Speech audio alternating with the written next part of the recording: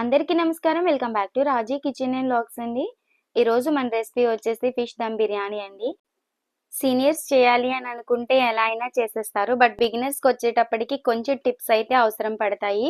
So, వారికి ఉపయోగపడే విధంగా నేను కొన్ని టిప్స్ అయితే ఈ వీడియోలో చెప్పబోతున్నాను. సో, వీడియో ఎక్కడ స్కిప్ చేయకుండా చూసేయండి. దీనికోసం ముందుగా శుభ్రం చేసుకున్నటువంటి చేప ముక్కలనైతే తీసుకున్నాను. ఎక్కువ ముళ్ళు లేని చేపలు తీసుకుంటే బాగుంటుందండి ఫిష్ బిర్యానీకి. 1 టేబుల్ స్పూన్ కారం అయితే యాడ్ చేసేసాను. సాల్ట్ కూడా యాడ్ చేశాను. 1 టీ స్పూన్ పసుపు కూడా యాడ్ చేశానండి. 2 టేబుల్ స్పూన్ అల్లం వెల్లుల్లి పేస్ట్ యాడ్ చేశాను. 1 టేబుల్ స్పూన్ బిర్యానీ మసాలా కూడా యాడ్ చేశానండి. ఈ మసాలా అంతా కూడా చేప ముక్కలకి పట్టేటట్టు బాగా కలుపుకోవాలి. ఇలా కలిపిన చేప ముక్కల్ని వెంటనే డీప్ ఫ్రై చేసేసుకోవచ్చు. చేప ముక్కలు ఫ్రై చేయడానికి బాండీ అయితే తీసుకొని దాంట్లో డీప్ ఫ్రైకి సరిపడా ఆయిల్ అయితే తీసుకున్నాను. ఆయిల్ హీట్ అయిన తర్వాత నేను దాంట్లో చేప ముక్కలు అయితే వేసేస్తున్నానండి. ఫ్లేమ్ వచ్చి మీడియంలోకి టర్న్ చేసుకున్నాను. చేప ముక్కలు ఒకవైపు ఫ్రై అయిన తర్వాత ఇంకో వైపుకి టర్న్ చేసుకోవాలి. ఇలా ఒకవేళ ఒక గరిటెతో మీకు అవ్వకపోతే కనుక ఇంకొక స్పూన్ కానీ లేదంటే వేరే ఏదైనా ఉపయోగించుకుని మీరు ఈజీగా దీన్ని టర్న్ చేసుకోవచ్చు.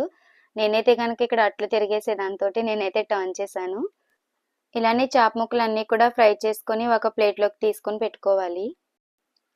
అదే ఆయిల్లో 4 పచ్చిమిర్చి 2 పెద్ద సైజు ఉల్లిపాయలు ఫ్రై చేసుకుని పెట్టుకోవాలి. చూస్తున్నారు కదా నేనైతే ఇలా ఫ్రై చేసి పెడుతున్నాను. ఎందుకంటే మనం ఇందాక చేప ముక్కలు ఫ్రై చేసినప్పుడు అడుగున మసాలా అదంతా కూడా మాడిపోయి ఉంటుంది కాబట్టి అదంతా కూడా వీటికి అంటకుండా ఉంటుంది అని. కర్రీ కోసం నేనైతే కనుక ఒక బాండీ తీసుకున్నాను. దీంట్లోనే చేపలు ఫ్రై చేసి పెట్టిన ఆయిల్ అయితే 5 టేబుల్ స్పూన్ల ఆయిల్ తీసుకున్నాను. ఆయిల్ హీట్ అయిన తర్వాత ఒక పెద్ద సైజు ఉల్లిపాయ అలాగే 5 పచ్చిమిర్చి తీసుకున్నాను. ఇవి ఫ్రై అయిన తర్వాత 3 పెద్ద సైజు టమాటాలు పేస్ట్ చేసుకొని వేసుకున్నాను ఇందులో. ఇవి రెండు కూడా కలుపుకొని మనం ఫ్రై చేసుకోవాలి. ఇవి రెండు ఇలా ఫ్రై అయిన తర్వాత ఆయిల్ సపరేట్ అవుతుంది. సో ఆ స్టేజ్లో మనం అల్లం వెల్లుల్లి పేస్ట్ అయితే వేసుకుందాము. 3 టేబుల్ స్పూన్ల అల్లం వెల్లుల్లి పేస్ట్ వేసి దీన్ని బాగా ఫ్రై చేసుకోవాలి. 2 టేబుల్ స్పూన్ల ధనియాల పొడి అయితే యాడ్ చేశాను. 3 టేబుల్ స్పూన్ల బిర్యానీ మసాలా అయితే యాడ్ చేశాను. సో మీ స్పైస్కి తగ్గట్టు యాడ్ చేసుకోండి. దీంట్లోనే సాల్ట్ కూడా యాడ్ చేసేసాను. దీంట్లోనే 1 టేబుల్ స్పూన్ కారం కూడా యాడ్ చేస్తున్నాను. ఇదంతా కలిసేటట్టు బాగా కలుపుకొని ఫ్రై చేసుకోవాలి. ఇలా ఫ్రై అయిన కర్రీలోకి అయితే కనుక నేను 1 కప్ పెరుగు తీసుకున్నానండి. దీన్ని కూడా మనం తరకలు లేకుండా మొత్తం కలుపుకొని ఫ్రై చేసుకోవాలి. ఇలా ఫ్రై అయ్యి ఆయిల్ సపరేట్ అవుతున్న టైంలో మనం పుదీనా అలాగే కొత్తిమీర కూడా యాడ్ చేసుకోవాలి. ఇవన్నీ వేసిన తర్వాత ఒకసారి కలుపుకొని మనం ఫ్రై చేసి పెట్టుకున్నటువంటి చేప ముక్కలు కూడా దీంట్లో సర్దేసి ఒక 1 మినిట్ పాటు అలా కుక్ చేసిన తర్వాత మనం ఫ్లేమ్ అయితే ఆఫ్ చేసేసుకోవాలి. 1 కిలో రైస్ తీసుకుని శుభ్రంగా కడిగి అది ఉడికించడానికి సరిపడా నీళ్ళు అయితే తీసుకొని పెట్టుకున్నాను. దీంట్లో బిర్యానీకి సంబంధించిన మసాలా అంతా కూడా యాడ్ చేసేస్తున్నాను. 1 టేబుల్ స్పూన్ ఆయిల్ కూడా తీసుకున్నాను. దీంట్లోకి ఉప్పు కూడా యాడ్ చేస్తున్నాను. మూత పెట్టుకుని మనం రైస్ అయితే బాయిల్ చేసుకోవాలి. చూస్తున్నారు కదా 60% అలాగా ఉడికేదాకా మనం ఉడికించుకోవాలి రైస్ వచ్చేసి.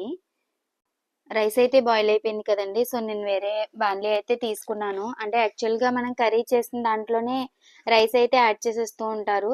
బట్ ఏంటంటే ఇలా చేయడం వల్ల చేప ముక్క మనకి విరిగిపోకుండా అలా వస్తుందన్నమాట. సో ఫస్ట్ అయితే నేను రైస్ అయితే యాడ్ చేస్తున్నాను. ఒక లేయర్ లాగా రైస్ యాడ్ చేసిన తర్వాత నేను ఇందాక కర్రీ చేసి పెట్టుకున్నాను కదండి. ఆ కర్రీలోంచి చేప ముక్కలు అయితే తీసి పక్కన ఉంచేసాను. ఆ కర్రీ మాత్రం యాడ్ చేస్తున్నాను అంతే.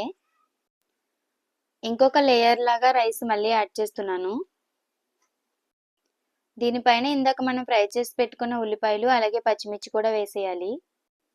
మీ దగ్గర కుంకుమ పువ్వు ఉంటే కనుక వేడి నీళ్ళలో నానబెట్టుకుని కుంకుమ పువ్వు కూడా వేసుకోండి. నేనైతే వేసాను. పుదీనా కొత్తిమీర కూడా వేసానండి. 1 table spoon biryani masala, 1 table spoon salt, అలాగే మనం ఫ్రై చేసి పెట్టుకున్న ఆయిల్ ఉంది కదండి, చేపలు ఫ్రై చేసి పెట్టుకున్న ఆయిల్ కూడా ఒక 3 టేబుల్ స్పూన్ ఆయిల్ కూడా యాడ్ చేశాను. ఇవన్నీ వేసిన తర్వాత అప్పుడు పైన చాప్ ముక్కలు పెడుతున్నాను. చాప్ ముక్కలన్నీ వేసేసిన తర్వాత మిగిలిన రైస్ కూడా దీనిపైన అయితే ఒక లేయర్ లాగా వేసుకోవాలి. ఎక్కువ రైస్ ఉంచకూడదండి. దీంట్లోనే 1 టేబుల్ స్పూన్ నెయ్యి అయితే యాడ్ చేస్తున్నాను. తర్వాత దీన్ని అట్టాకుతోటి ఇలా సీల్ చేసి పెట్టానండి. దమ్ బయటికి వెళ్ళకుండా నేను అల్యూమినియం ఫాయిల్ తోటి అయితే సీల్ చేస్తున్నాను. ఇలా సీల్ చేసిన తర్వాత మూత పెట్టేసి సిమ్లో పెట్టేసి ఒక 15 మినిట్స్ పాటు మనం దీన్ని బాయిల్ చేసుకోవాలి. మనం ఫ్లేమ్ ఆఫ్ చేసిన తర్వాత ఒక 5-10 మినిట్స్ దాన్ని కదపకుండా అలా వదిలేయాలి. సో తర్వాత అయితే చూద్దాము దమ్ ఎలా ఉంది అనేది. చూస్తున్నారు కదా, దమ్ అయితే నాకు పర్ఫెక్ట్గా అయ్యింది అని అనిపిస్తుంది. మనం పైన కొంచెం రైస్ మాత్రమే వేసాం కదండి. సో ఆ రైస్ అంతా కూడా ఇలా పక్కకనేసి మనం చాప్ ముక్కలు ఒక దాంట్లోకి తీసుకొని రైస్ అంతా కూడా మనం కలుపుకున్న తర్వాత ఈ చాప్ ముక్కలు పైన పెట్టుకుంటే మనకి విరిగిపోకుండా వస్తుందన్నమాట. అంతే అండి, ఎంతో yummy and tasty fish dum biryani అయితే మనకి రెడీ అయిపోయింది. సో ప్లీజ్ నా ఛానల్ అయితే సబ్స్క్రైబ్ చేయండి. రాజీ కిచెన్ అండ్ వ్లాగ్స్ అండి. మీ ఫ్రెండ్స్ అండ్ ఫ్యామిలీ అందరికీ కూడా షేర్ చేయండి. Thank you so much. అందరికీ నమస్కారం.